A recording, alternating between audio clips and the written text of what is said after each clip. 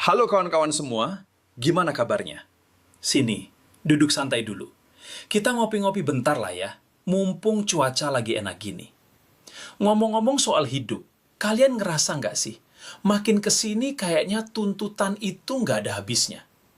Kadang saya ngerasa kita ini kayak lagi lari di atas treadmill yang kecepatannya ditambah terus. Capek, tapi nggak enak kalau mau berhenti. Pernah dengar istilah gambaru? Itu tuh semangat orang Jepang yang keren banget. Artinya ya, berjuang keras, pantang menyerah, pokoknya gaspol sampai titik darah penghabisan. Kita sering lihat itu di anime atau film-film samurai. Disiplinnya gila, setianya luar biasa sama bos atau keluarga, dan tenangnya itu loh, kayak air. Kita di Indonesia juga sering diajarin gitu kan? Ayo, kerja keras, jangan lembek, demi keluarga. Tapi ya itu masalahnya. Kadang semangat ngoyo ini malah bikin kita babak belur sendiri. Di Jepang ada fenomena karoshi, alias mati gara-gara terlalu capek kerja. Sedih ya?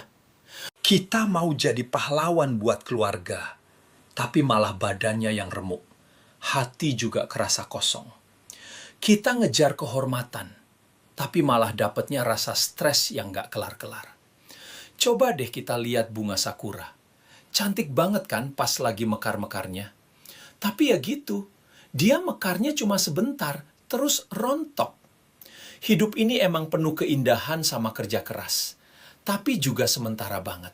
Nah, Bushido, jalan hidup para samurai itu, sebenarnya ngajarin gimana caranya hidup maksimal tanpa penyesalan. Tapi pertanyaannya, ada nggak sih cara buat punya keberanian sama kehormatan kayak samurai itu, tapi nggak bikin kita burn out atau stres berat? Kalian sendiri ngerasa nggak, kapan sih saat-saat paling berat buat terus bertahan? Padahal sebenarnya badan sama jiwa tuh udah pengen istirahat total. Dulu, para samurai itu latihan keras banget buat nyari yang namanya mushin. Itu kondisi pikiran yang kosong, tapi jernih.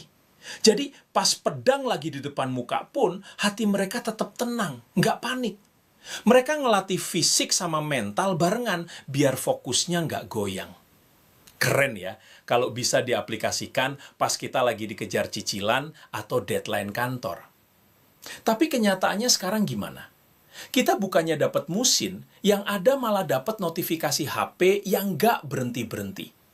Pulang lembur, bukannya tenang, malah pikiran makin ruwet. Kita pengen fokus, tapi ujung-ujungnya cuma capek lahir batin. Nah, di Jepang ada juga tradisi upacara minum teh atau chanoyu. Semua gerakannya pelan, tertata, dan penuh makna. Tujuannya apa? Ya buat nyiptain ketenangan di tengah hiruk-pikuk hidup. Nah, saya nemu satu hal menarik nih. Ada rahasia ketenangan yang sebenarnya bukan datang dari usaha keras kita sendiri buat tenang. Ada satu tawaran yang bilang gini, kalau kamu lagi bawa beban berat, sini deh ke aku. Aku bakal kasih kamu istirahat yang beneran. Ini kayak kita narok ransel batu yang selama ini kita gendong buat pamer ke orang-orang kalau kita kuat. Ternyata kekuatan yang sejati itu bukan soal seberapa kuat kita nahan beban, tapi seberapa berani kita buat bilang, oke, saya capek, saya butuh sandaran. Jadi, di sela-sela hari kalian yang sibuk itu, sempetin deh semenit aja buat napas dalam-dalam, terus nerasa kalau kita ini nggak harus nanggung semuanya sendirian. Dalam Bushido, yang namanya kesetiaan atau chugi itu harga mati. Luar biasa loyal sama tuannya, bahkan rela mati demi itu. Ini yang bikin ikatan di Jepang kuat banget. Kayak kita di sini yang punya semangat gotong royong. Tapi, kalau kesetiaan ini kebablasan, jadinya malah racun. Kerja sampai nggak kenal waktu demi perusahaan, tapi anak istri di rumah malah asing sama kita. Itu sih namanya bukan setia, tapi pengorbanan yang keliru. Setia yang beneran itu harusnya bikin hidup kita lebih hidup, bukan malah bikin kita mati pelan-pelan. Coba bayangin, kalau kita punya komunitas atau teman-teman yang beneran saling dukung. Bukan cuma pas lagi seneng, tapi pas lagi susah juga. Persis kayak cerita orang-orang dulu yang hidup bareng, makan bareng, dan beneran peduli satu sama lain. Nggak ada yang ditinggal sendirian. Ingat nggak kejadian tsunami tahun 2011 dulu? Itu ngenes banget. Tapi dari situ kita lihat gimana orang-orang saling bantu tanpa banyak omong. Loyalitas yang tenang tapi nyata. Nah, coba lihat sekeliling kalian. Siapa sih orang yang selama ini setia nemenin pas kalian lagi di bawah? Dan gimana caranya kita bisa jadi orang kayak gitu juga buat mereka? Kesetiaan itu harusnya jadi pegangan yang bikin kita berdiri tegak, bukan beban yang bikin kita bongkok. Bagi samurai, kehormatan itu lebih penting daripada nyawa. Mending mati daripada nanggung malu. Integritas, keadilan, sama rasa hormat itu pondasi mereka. Ada cerita bagus tentang seorang pelatih baseball yang sempat negur keras pemain mudanya. Namanya Ken Goto. Pelatih itu bilang, skill kamu itu nggak ada gunanya kalau kamu nggak punya kesabaran sama karakter yang benar. Dalam banget kan? Itu ngingetin kita kalau kedewasaan yang sebenarnya itu asalnya dari hati, bukan cuma dari apa yang kita bisa lakuin. Kehormatan itu bukan soal reputasi atau biar dipuji orang di media sosial, tapi soal gimana kita hidup jujur, baik sama orang, dan nggak sombong. Ada kata-kata bijak yang simple banget. Lakuin yang benar, cintai kebaikan, dan jalanlah dengan rendah hati. Itu baru namanya kehormatan sejati. Pas kita lagi sendirian dan gak ada yang lihat, apa kita tetap pilih jalan yang benar? Di situ tuh ujian kehormatan kita yang sebenarnya. Terakhir nih, soal keberanian. Samurai itu dilatih buat berani ngadepin apapun, termasuk kematian. Kita di sini sering bilang gambaru, terus berjuang, jangan menyerah.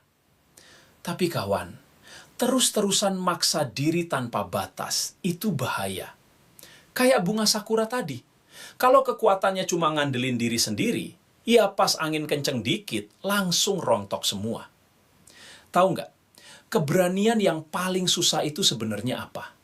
Bukan berani berantem sama orang, tapi berani ngaku kalau kita nggak bisa ngelakuin semuanya sendirian. Kita butuh kekuatan yang lebih gede dari kapasitas kita. Ada satu prinsip yang bilang, kalau kekuatan yang asli itu justru kelihatan pas kita lagi lemah. Bukan berarti kita menyerah pas jatuh, tapi kita bangkit lagi karena ada tangan yang narik kita ke atas. Kayak pedang samurai. Dia jadi kuat karena ditempa api sama dipukul berkali-kali. Tapi tetap ada sentuhan lembut sang empu yang bikin pedang itu jadi karya seni. Kita pun gitu. Tantangan hidup itu nempah kita. Tapi kita butuh sentuhan yang bikin kita nggak hancur berkeping-keping. Minggu ini, coba deh kita ambil satu langkah kecil saja. Nggak perlu yang muluk-muluk. Mungkin sekedar mencuri waktu buat hening sejenak sambil menyesap teh.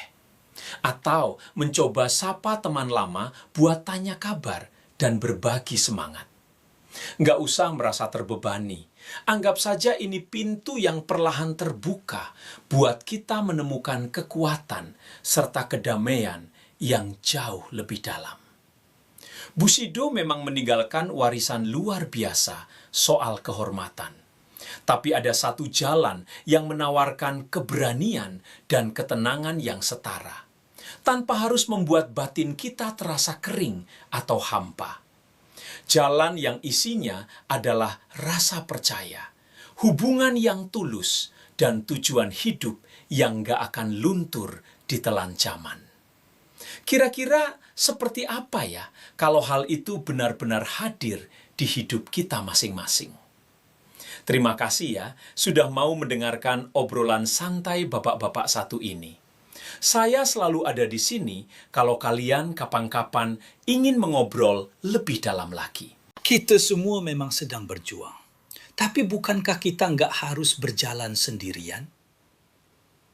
Kadang di tengah segala upaya kita untuk jadi sosok yang terhormat dan kuat versi dunia, kita justru mendapati hati kita semakin haus akan sesuatu yang lebih nyata. Kita semua butuh tempat berteduh yang bukan sekedar persinggahan, tapi yang benar-benar memeluk kita apa adanya, lengkap dengan segala lelah dan kegagalan kita. Kalau kalian merasa sudah di titik nadir dan usaha sendiri rasanya sudah buntu, mungkin ini saatnya membuka hati pada pribadi yang menjanjikan peristirahatan itu. Gak perlu untayan kata puitis, cukup jujur saja padanya. God, if you are who you say, reveal yourself. Bagi sebagian orang, Tuhan itu seperti sahabat bijak yang penuh perhatian, yang setia menemani langkah di saat gelap maupun terang. Mungkin kamu juga merasakan getaran lembut itu di hatimu. Mungkin kamu juga rindu mengenalnya lebih dari sekedar nama. Aku yakin pertemuan itu akan menjadi momen yang sangat indah dan mengubah segalanya. Mari kita berdoa bersama dengan perlahan dan tulus. Tuhan Yesus, saya datang apa adanya. Saya akui segala dosa saya dan memohon pengampunan-Mu yang tak terbatas. Saya sadar bahwa selama ini saya mencoba berjalan sendirian. Hari ini, saya berpaling dari jalan saya yang lama dan dengan rendah hati mengundang Engkau masuk ke dalam hati dan hidup saya. Saya ingin percaya dan mengikut Engkau sebagai Tuhan dan Juru Selamat pribadi saya. Tolonglah saya untuk memahami betapa dalamnya kasih dan anugerah-Mu yang mungkin selama ini saya abaikan. Saya butuh bimbingan-Mu untuk benar-benar mengubah hati saya dan memperbarui pikiran saya agar sejalan dengan kebenaran-Mu. Tuntunlah setiap langkah saya mulai hari ini, agar saya bisa menyelaraskan tindakan saya dengan kehendak dan tujuan-Mu yang mulia bagi hidup saya. Terima kasih karena Engkau telah mendengar suara saya. Dalam nama Yesus, amin.